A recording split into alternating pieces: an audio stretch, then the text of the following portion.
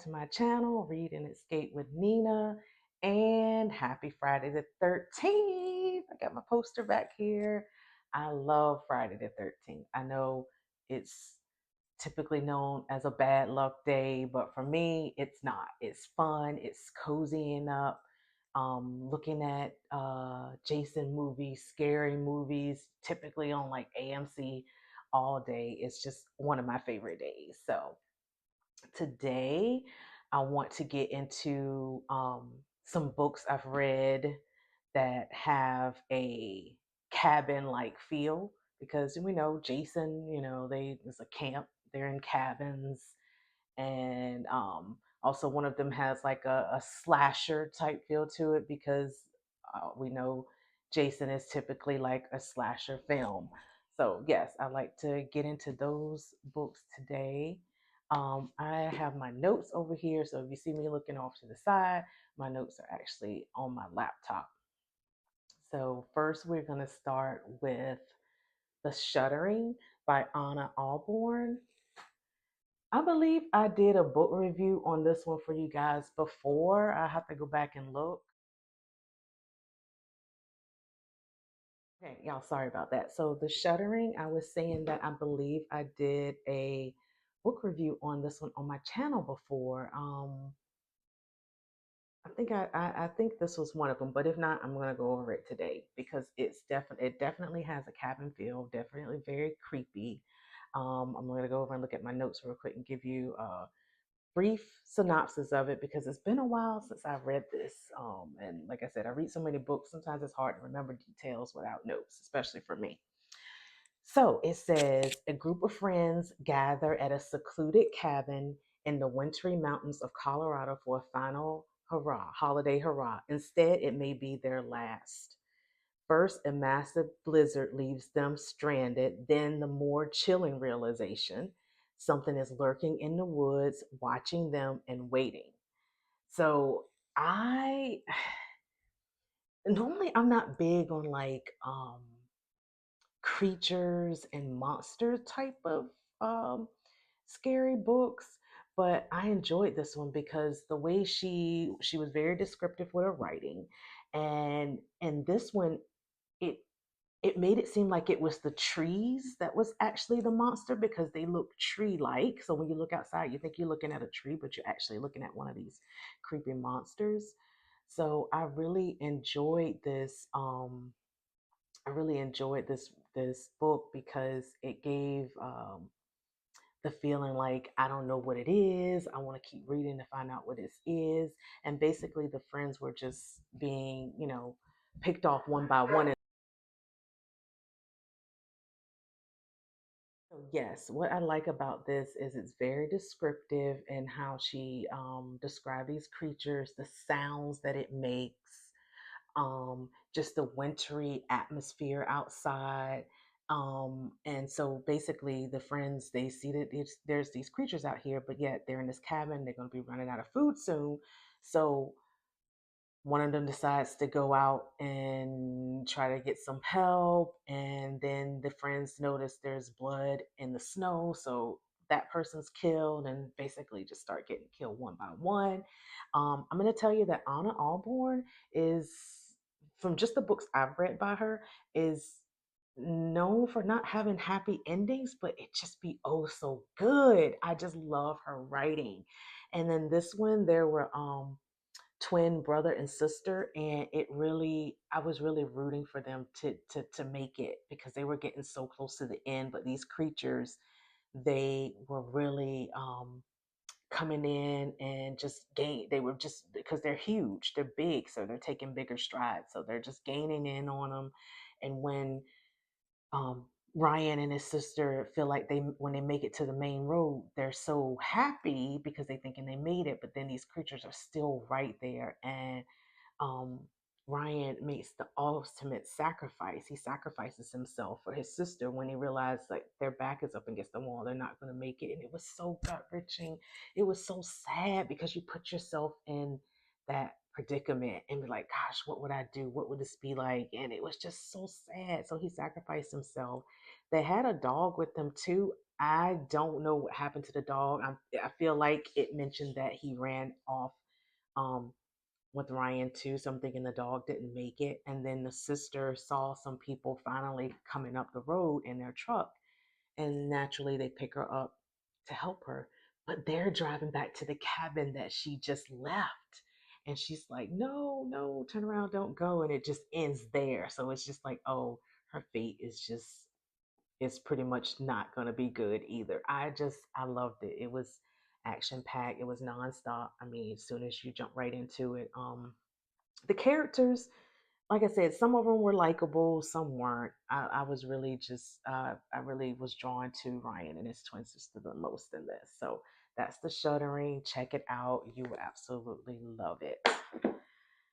Next, I have Stolen Tongues by Felix Blackwell. This one was also another good one. It gives creepy vibes, almost, I don't know, supernatural.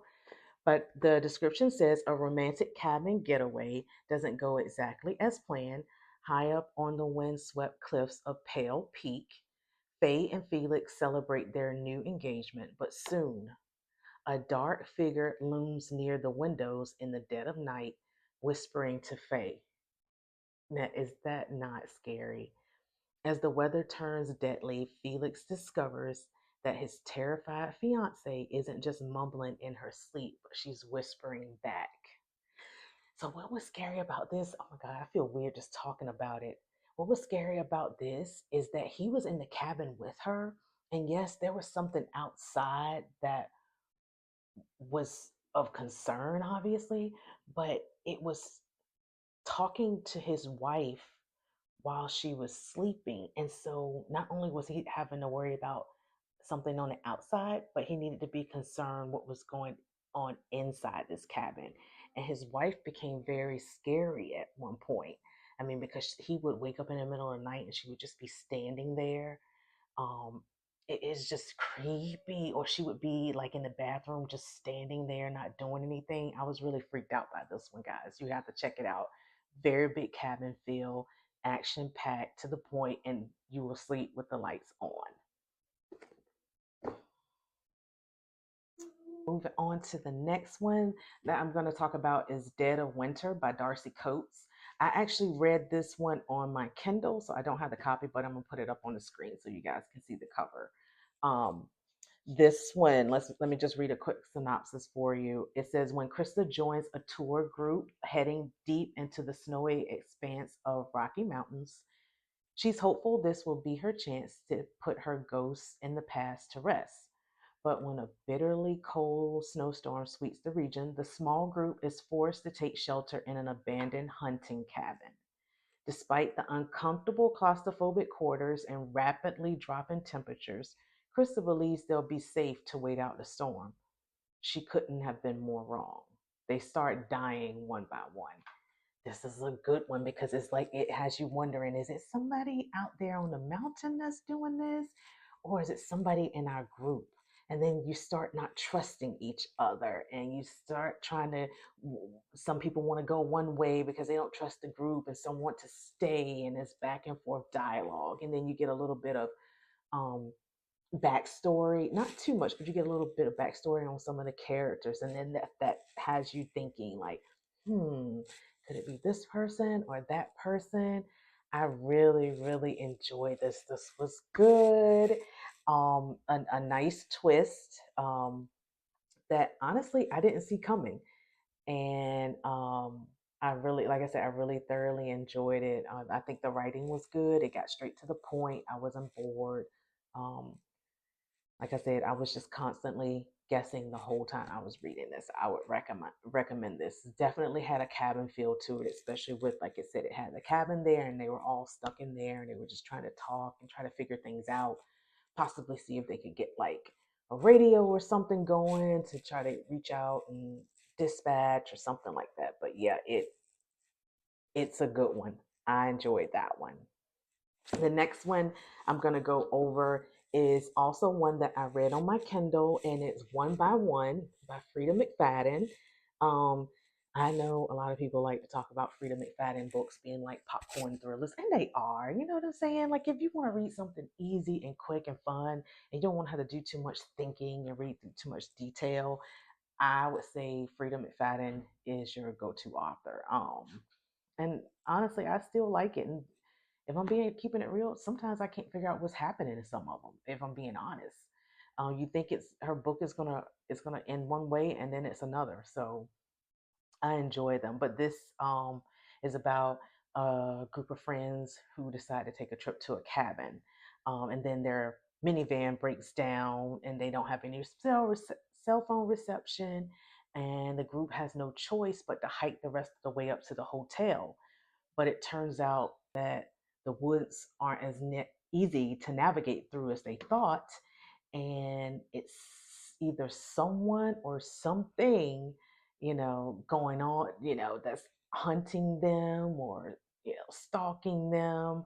But it just says hours later they get lost, and as they navigate deeper into the woods, the members of the party are struck down mysteriously one by one, and they're like, is this a wild animal? Is this someone else, a stranger? Is it one of us? I enjoyed it. One of my favorite tropes is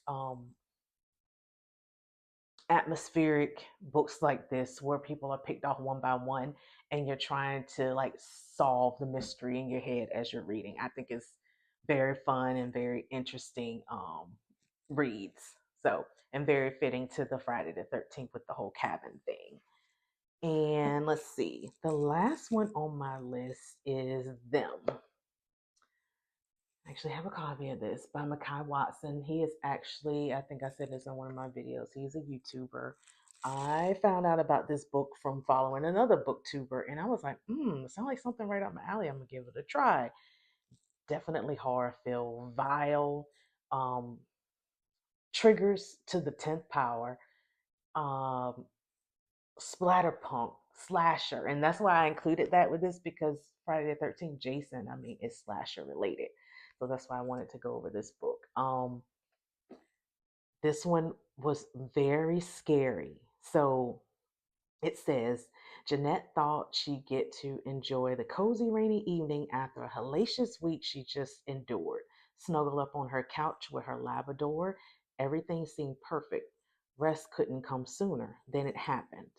The program on the television cut back. Emergency broadcast system. Janet's heart stopped.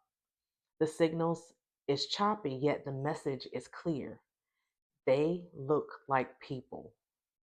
And then the power goes out, and somebody knocks on her door. It soon becomes clear to Janet that the world she once knew has ended. The place she once called home is now anything but. The world beyond the threshold of her door is a passageway to the deepest bowels of hell itself. Will she survive? So, guys, imagine you're at home and you're just chilling out, you about to enjoy your evening, and a broadcast comes up and it's sketchy and spotty, so you can hear some things and some you can't, and it's just saying beware, they look like people. Then it cuts out, power cuts out, and then somebody shows up at your door that you recognize, but you know they couldn't possibly be there at that time.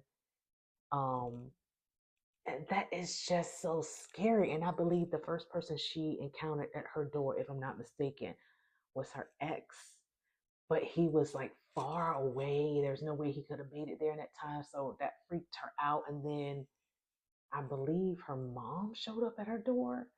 But oh, okay. So yeah, that was another thing. So she calls her mom, and then her mom is at her door, but she's on the phone with her mom. That's some scary shit, y'all. That is scary. Um, it kind of reminds me of that movie. Is it Us? I think it's called Us, when like the family, they look outside and there's a family that looks just like them. That stuff, like that's always kind of really creepy to me. When you see somebody that looks like somebody you know and you trust, but yet you don't know if you can really trust them because it's not really them. And we just follow her on this journey of survival, and she meets people along the way, and they go through trying to survive this. It's so good, y'all. It's so good, and it's highly packed with triggering stuff. It's even a warning here. They said it's incredibly disturbing um, book. It deals with themes that should and will upset readers, including graphic scenes of the R word, violence, torture, animal cruelty, disturbing imagery. It really is. And take what I just said and like multiply it by 10. And I know you're like, well, how can you read something like that? Well, I mean, it's the genre I like. It's entertaining to me, even though sometimes I'm reading, I'm like, oh, I'm cringing. Let me get past this part, and I get past it because I want to know what's going to happen, how this character is going to survive, and if they're going to survive and get out of this. Um, I got very attached to the protagonist in this book right away. I mean, so I cared about the character, and I also cared about the characters that she or the people that she met along the way. I was really rooting for them the whole time. So I would recommend this if you can handle certain things and it won't bother you. I thought it was really good. I give it a 5 out of 5. This would be one that I would consider reading a second time. The only thing is, I wouldn't want to read those vile parts again. But so good, so good. So those are the books that I wanted to cover for Friday the 13th. Y'all let me know if you like any of these or if you want like an extensive review on any of them. I know that was kind of quick and choppy, but I had to do something special for my special day, Friday the 13th. And I'll see you guys in the next video. Bye.